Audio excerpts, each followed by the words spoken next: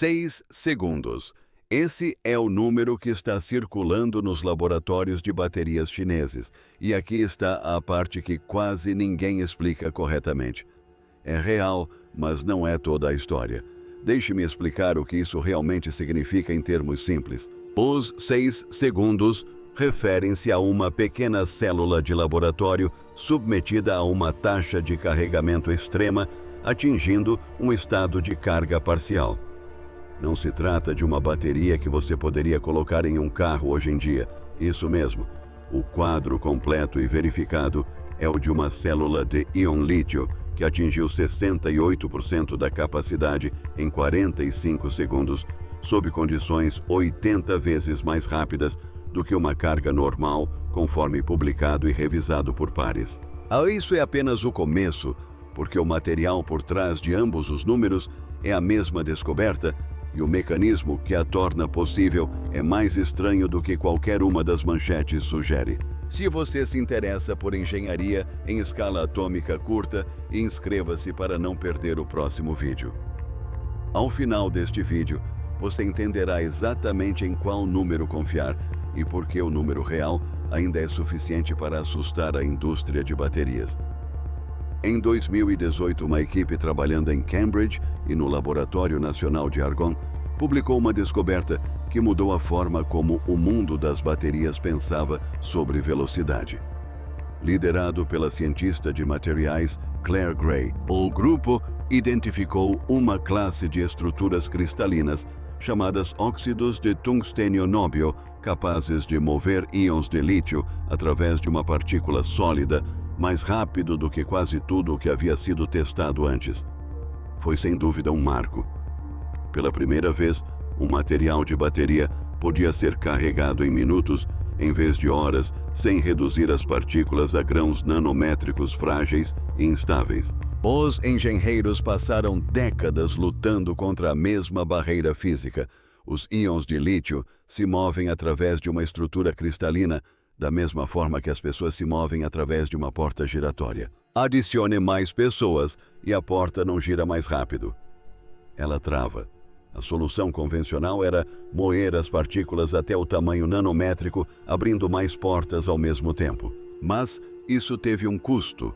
Partículas menores significavam menor densidade e maior custo de produção e baterias que se degradavam mais rapidamente sob condições reais de uso. O óxido de tungstênio nóbio quebrou esse dilema. Ele transportou lítio a taxas várias ordens de magnitude mais rápidas do que os materiais de eletrodo padrão, mesmo com tamanhos de partículas medidos em micrômetros em vez de nanômetros. Foi em todos os sentidos o precedente correto, um verdadeiro salto em frente, e toda a comunidade de pesquisa de baterias o reconheceu imediatamente como tal. Mas eis o que a maioria das pessoas nunca considera quando ouve falar de um material inovador. Uma descoberta não é o mesmo que um problema resolvido. 7 anos após o óxido de tungstênio e neobio ter sido publicado na literatura científica, o número ainda não havia mudado. Carregamento é menos de 1 minuto. Carregamento completo e utilizável, não apenas uma carga parcial em uma bateria tipo moeda de laboratório, permanecia inatingível. O motivo não tinha nada a ver com a química do material, e sim com algo que ninguém conseguia ver. Os pesquisadores entendiam que os íons de lítio estavam sofrendo um gargalo em algum lugar dentro desses cristais. Eles simplesmente não sabiam onde ou por quê. Ao aumentar a taxa de carregamento o suficiente, até mesmo o óxido de tungstênio nóbio começou a recusar íons a menos que se solicitasse apenas uma pequena fração da carga total. Para uma indústria que buscava o reabastecimento na velocidade da gasolina, essa barreira inexplicável era o grande obstáculo. É aí que esta história começa. Não uma barreira de ambição, mas uma barreira de ignorância. Uma lacuna de compreensão tão específica que impedia um material já comprovado de atingir seu potencial máximo e deixava no ar confusão suficiente para que números como 6 segundos se espalhassem sem contexto. E o que aconteceu a seguir não se limitou a derrubar essa barreira. A investigação adentrou o próprio cristal, com uma resolução nunca antes alcançada, e descobriu o mecanismo exato que faltava em toda a área.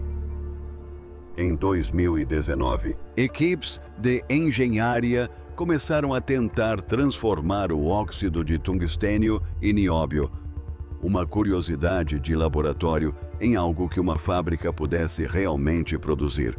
O objetivo era direto pegar um material comprovadamente capaz de movimentar íons de lítio mais rápido do que quase qualquer outro já registrado e escalá-lo para a produção de uma bateria real.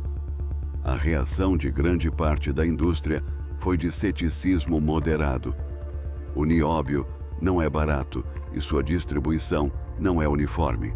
A maior parte do suprimento mundial vem do Brasil, de acordo com dados do Serviço Geológico dos Estados Unidos, o que deixou as equipes de compras apreensivas antes mesmo de uma única célula ter sido testada em escala. Químicos de baterias de diversos fabricantes consolidados questionaram abertamente se um material tão exótico poderia competir em custo com as tecnologias eletroquímicas já em produção.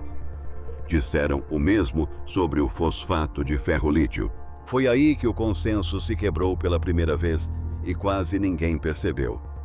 Quando a química do LFP foi proposta na década de 1990, os principais pesquisadores de baterias a descartaram imediatamente. Voltagem muito baixa, condutividade muito baixa, uma curiosidade teórica sem caminho para a produção em larga escala. Foram necessários anos de engenharia silenciosa e pouco glamourosa para provar que estavam errados. E hoje essa mesma química impraticável está presente na maioria dos veículos elétricos que saem das linhas de montagem no maior mercado de veículos elétricos do mundo. A rejeição na ciência das baterias tem um histórico ruim. As primeiras tentativas de comercialização do NBWO não fracassaram porque o material era falso ou a física estava errada. Fracassaram porque ninguém entendia por que o material se comportava daquela maneira quando submetido a uma determinada velocidade.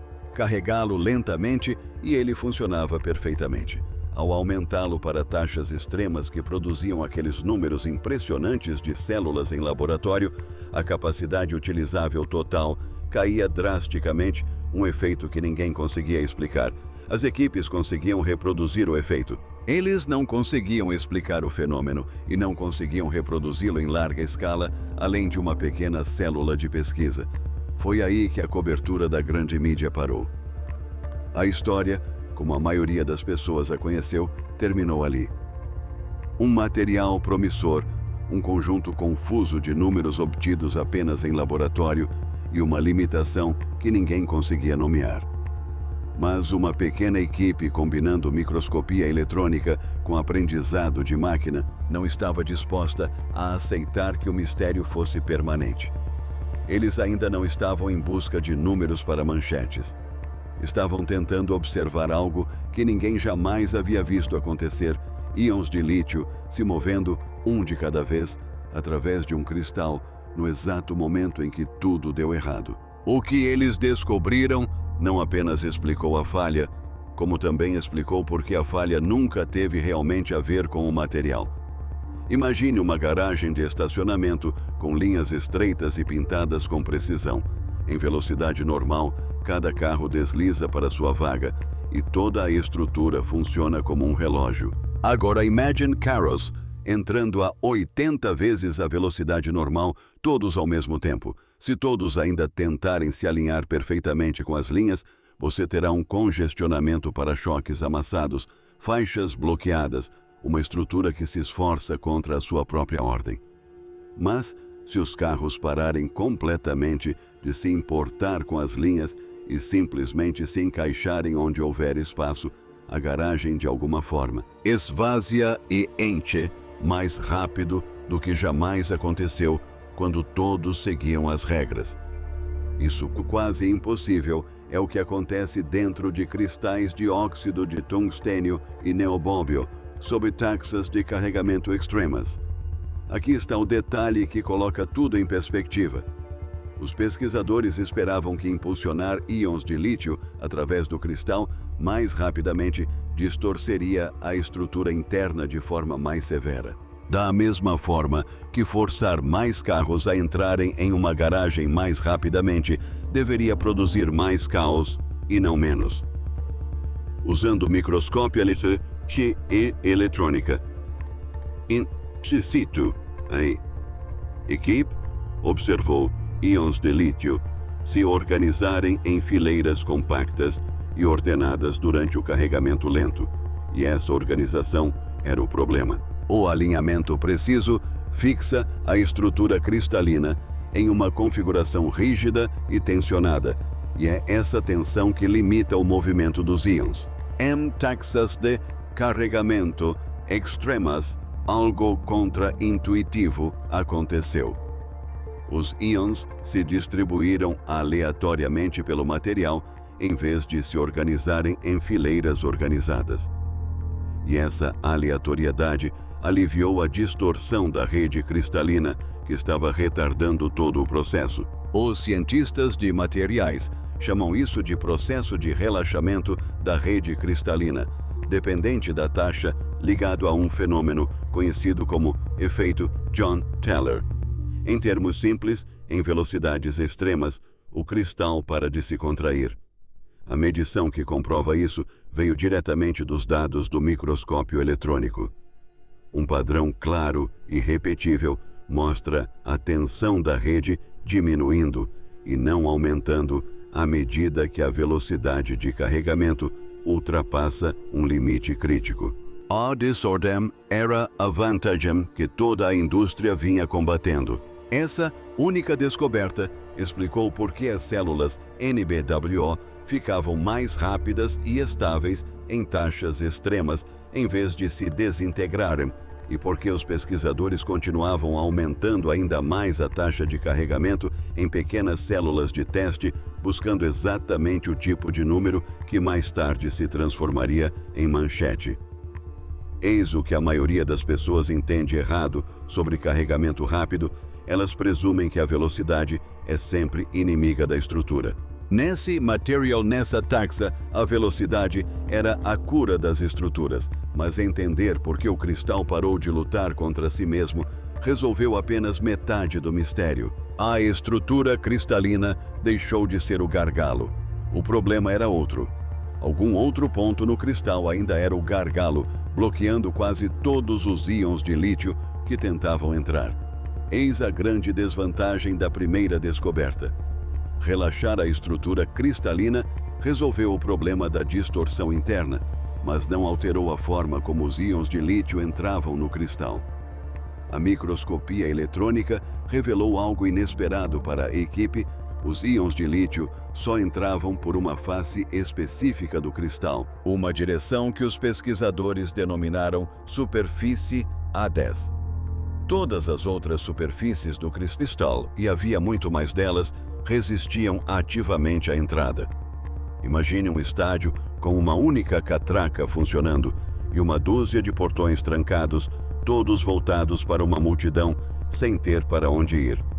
Era isso que acontecia em velocidades de carregamento extremas. Os íons se acumularam contra as faces erradas do cristal, não encontraram entrada, e a taxa de carregamento entrou em colapso, independentemente do quão relaxada a rede interna tivesse se tornado. A solução óbvia, reduzir o tamanho das partículas para que mais daquela face ativa ficasse exposta, era o mesmo truque de nanoescala que a área vinha tentando evitar há uma década, já que comprometia o custo, a densidade e a durabilidade simultaneamente.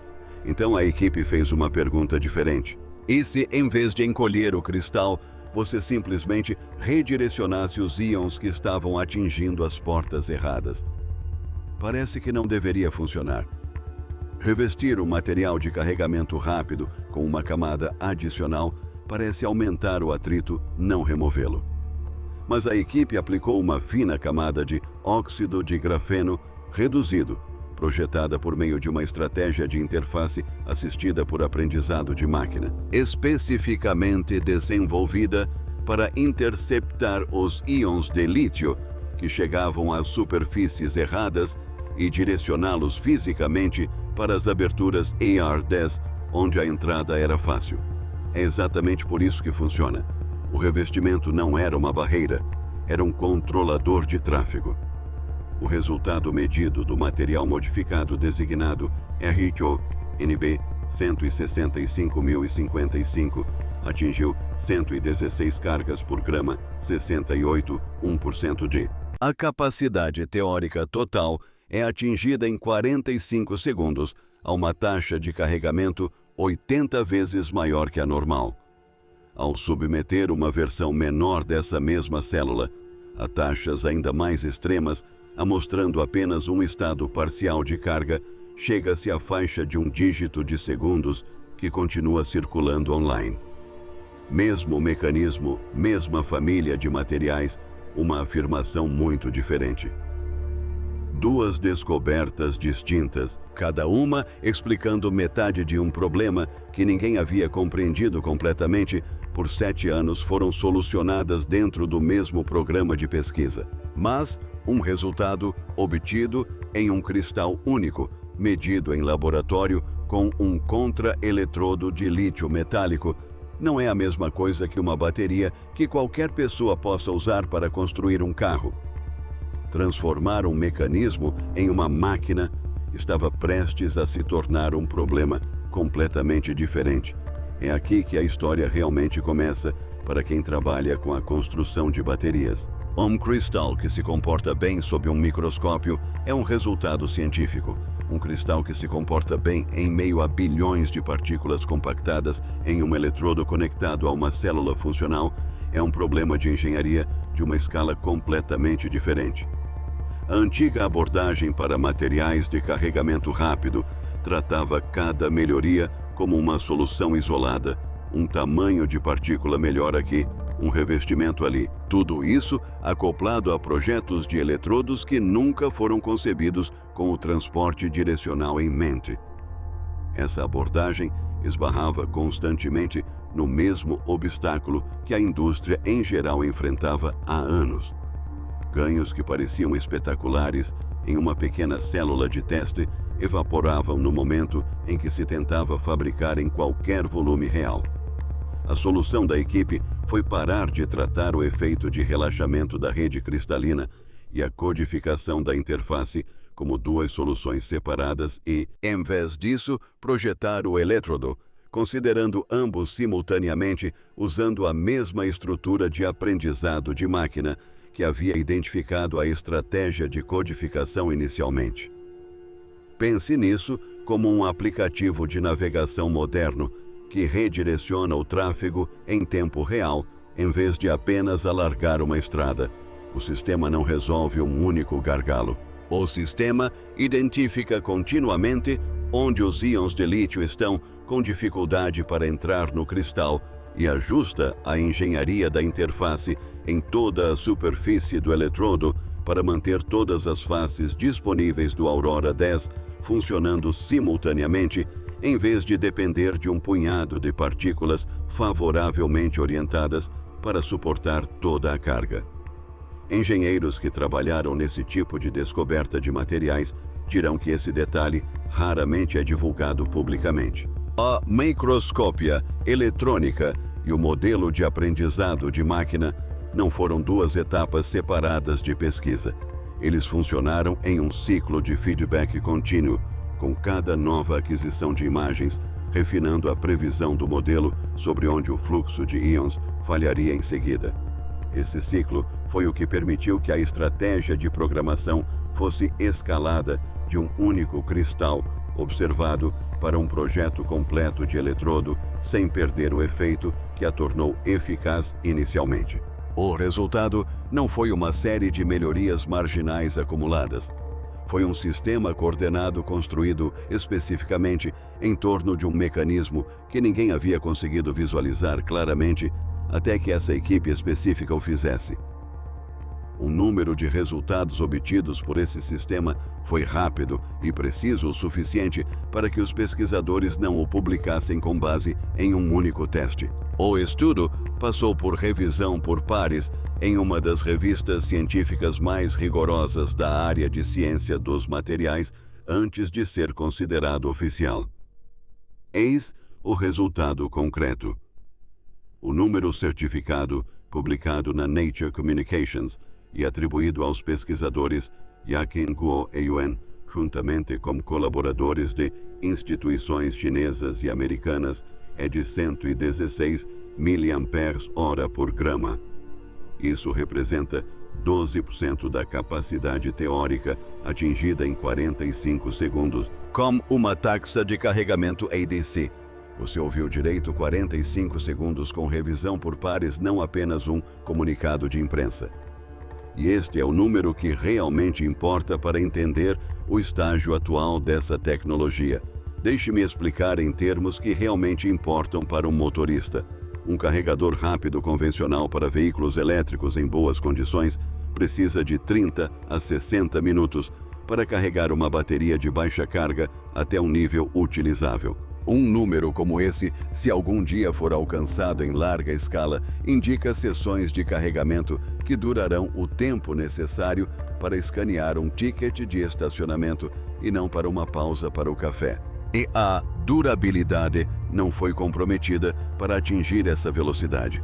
O material modificado manteve 77% de sua capacidade original após 500 ciclos de carregamento rápido, uma taxa de retenção que seria considerada excelente mesmo para uma bateria carregando 10 vezes mais lentamente. Eis o que impede que este produto esteja disponível amanhã de manhã. E é o mesmo que explica a origem de números como 6 segundos. O submeter Yuma, pequena célula de laboratório a taxas ainda maiores que as de um conversor analógico digital. ADC. É possível atingir tempos de carregamento na casa dos 10 segundos, mas apenas para uma fração da capacidade total da célula em um dispositivo projetado para a platina de um microscópio, não para uma garagem. Este resultado veio de uma meia célula testada contra um contra-eletrodo de lítio metálico em condições controladas de laboratório. O custo do nióbio e sua cadeia de suprimentos global concentrada continuam sendo obstáculos reais entre esta descoberta e um preço acessível. E a ampliação da escala de qualquer eletrodo de laboratório para um eletrodo fabricável nos volumes que uma indústria automobilística realmente precisa, tem sido o cemitério de mais de uma química de bateria promissora. Nada disso altera o que foi comprovado. A barreira física fundamental que impediu o carregamento em menos de 1 minuto por 7 anos. O gargalo direcional que ninguém conseguia ver foi identificado, explicado e contornado com o registro publicado em um periódico científico revisado por pares. Isso não é uma bateria mais rápida, é a prova de que o limite nunca foi permanente. Se um resultado de carregamento de 45 segundos te surpreendeu, a próxima parte será ainda mais difícil de acreditar. Inscreva-se para não perder a oportunidade de abordá-la. A partir daqui, a questão deixa de ser sobre um cristal em um laboratório. Passa a ser sobre o que acontece quando esse tipo de pensamento atinge toda uma indústria. O que ninguém aborda é o impacto real de um resultado como esse em uma indústria após a conclusão da revisão por pares e a confirmação do número. A ansiedade em relação à autonomia e o tempo de carregamento continuam sendo, segundo a Agência Internacional de Energia, algumas das barreiras mais citadas para a adoção de veículos elétricos em todo o mundo, à frente do preço e da própria autonomia em muitas pesquisas com consumidores em diversos mercados. Isso significa que uma solução genuína para o carregamento em menos de 1 minuto não beneficia apenas uma linha de produtos. Ela impacta a fabricação de veículos elétricos, a eletrônica de consumo e, eventualmente, o armazenamento em larga escala para a rede elétrica. Em qualquer lugar, a velocidade de carregamento de uma bateria é o principal obstáculo entre uma tecnologia e seu uso em larga escala. No entanto, a adoção exige muito mais do que um artigo promissor. Requer uma cadeia de suprimentos disposta a fornecer neobóbio em volumes automotivos, um processo de fabricação capaz de aplicar revestimentos direcionais de interface em bilhões de partículas sem perder o efeito que tornou o resultado do laboratório válido e anos de testes de segurança e durabilidade, além dos 500 ciclos já registrados. Nada disso é rápido, mesmo quando a química subjacente é, vale lembrar um paralelo histórico, o armazenamento de energia em larga escala com baterias de lítio foi considerado proibitivamente caro durante a maior parte da década de 2000. Então, em cerca de uma década, os custos dos pacotes de baterias caíram quase 90%. De acordo com dados de rastreamento de custos da indústria amplamente citados, o armazenamento em rede passou de um experimento marginal para um investimento convencional das concessionárias de energia. O padrão se repete ao longo da história das baterias. Um mecanismo é descoberto descartado como comercialmente irrelevante e então, silenciosamente, se torna o novo padrão assim que a fabricação acompanha a química envolvida. A verdadeira vantagem técnica dessa descoberta não é o cristal de óxido de tungstênio e neobio em si. Esse conhecimento revisado por pares é público desde 2018. A vantagem reside no método de engenharia de interface guiado por aprendizado de máquina, utilizado para encontrar e corrigir o gargalo direcional. Um processo que levou anos de microscopia eletrônica iterativa para ser desenvolvido por uma equipe de pesquisa dedicada. Esse tipo de compreensão mecanística é muito mais difícil de replicar do que uma fórmula química em um pedido de patente. Qualquer pessoa pode ler uma composição. Quase ninguém consegue reproduzir os anos de imagens e modelagem necessários para saber exatamente onde e como intervir. O limite que impediu o carregamento em menos de 1 minuto por 7 anos nunca foi uma questão de política fronteiras ou qual laboratório chegou lá primeiro. Era um gargalo de transporte específico e identificável dentro de um cristal. E uma vez que alguém o enxergou, claramente deixou de ser um limite. Esses gargalos direcionais dentro de um único material de bateria podem atrasar toda uma indústria por 7 anos. Vale a pena perguntar o que acontece quando essa mesma filosofia é aplicada a uma bateria de produção em série já instalada em carros reais. Eu já abordei um caso de uma bateria que faz exatamente isso, uma carga completa em 9 minutos, a partir de um pacote de produção já em uso. E a engenharia por trás disso é tão contra-intuitiva quanto tudo o que você acabou de ouvir. Aqui está a principal conclusão que esta história realmente demonstra. E não tem nada a ver com nenhum cristal específico. Durante 7 anos, toda uma indústria tratou uma limitação física como permanente, simplesmente porque ninguém tinha as ferramentas para ver o que realmente acontecia em escala atômica. Essa é a verdadeira história por trás dos números que você ouviu sobre esse material. Não que uma bateria tenha ficado mais rápida, mas sim que um limite que todos presumiam ser fixo acabou sendo uma lacuna na observação, não uma lei da física. Se você chegou até aqui, agora entende mais sobre como os materiais de baterias de carregamento rápido realmente funcionam do que a maioria das pessoas que escrevem manchetes sobre isso para ganhar a vida, incluindo a diferença entre um resultado real de 45 segundos revisado por pares e um resultado tecnicamente correto, mas enganoso de 6 segundos. O que foi comprovado aqui é específico e real. O gargalo directional, que limita o óxido de tungstênio nóbio em taxas de carregamento extremas, foi identificado, explicado por meio do relaxamento da rede cristalina, dependente da taxa e contornado, usando uma codificação de interface guiada por aprendizado de máquina. Tudo confirmado por revisão por pares não por marketing.